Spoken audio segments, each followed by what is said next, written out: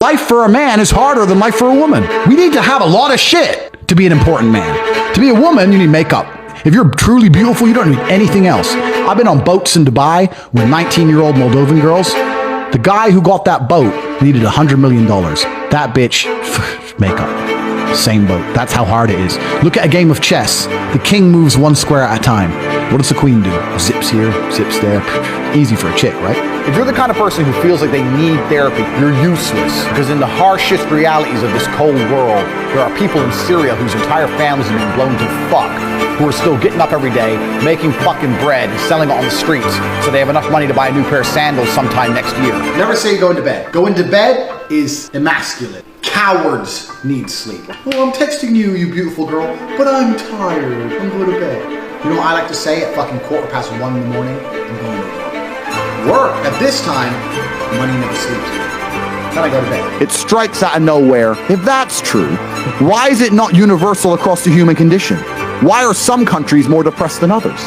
Explain why some countries have no depression and some countries have a bunch of depression. Maybe because in some countries all we do is talk about depression and fucking promote it. Bam. And in some countries we don't. The reason that depression is promoted is because it allows you to become ultimately selfish, live inside of your mind, become obsessed with me, I'm sad, I'm sad, I'm sad. So you don't pay enough attention to what's going on around you to realize you're getting fucked by a ruling class who don't give a shit. And anyone who sits here and tells me, well, depression's real, you're telling me that your mindset is weak. And I'm not gonna adopt the thinking of weaklings. I'm busy living fucking life. Michael Jackson was anything less than a G.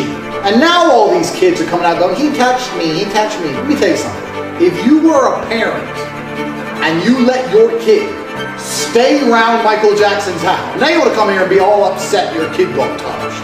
Who cares? Get over it. There's a magical power amongst men, which has been forgotten and lost.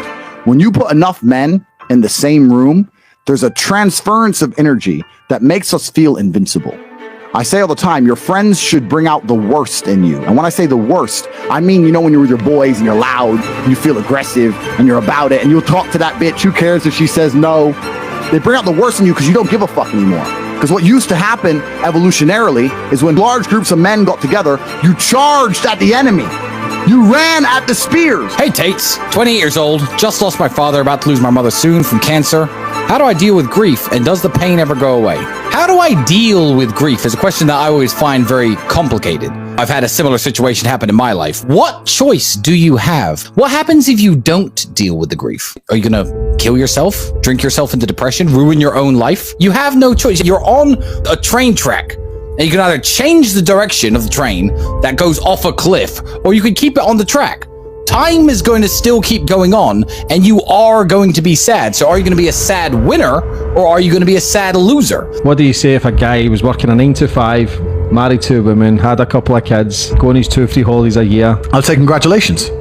I would genuinely say congratulations. If you're happy with that, absolutely congratulations, and I don't look down on you. That's perfectly fine.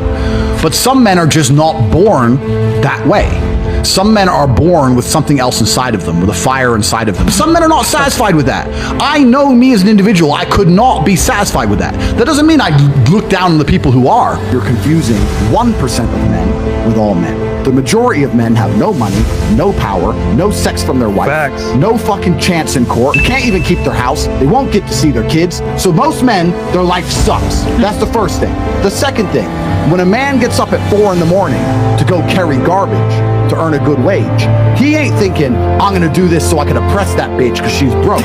He's doing it thinking so I can provide for my family, so my woman can stay at home and raise my kids and have nice nails while I'm out here carrying trash. You go to a coal mine, those dudes are not down there thinking about oppressing women.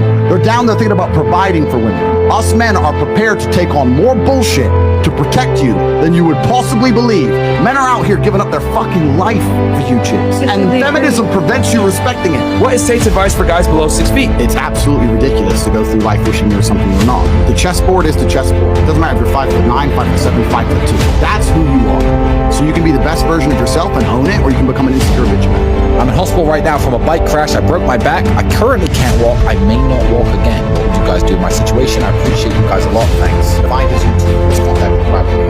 Verify that story.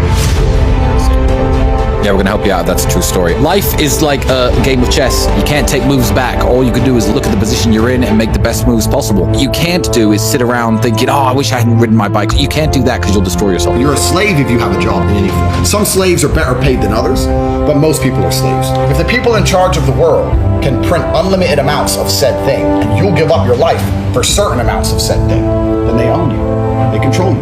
Oh, you need $100 to do this. Print. It doesn't matter. It's not real. So who cares?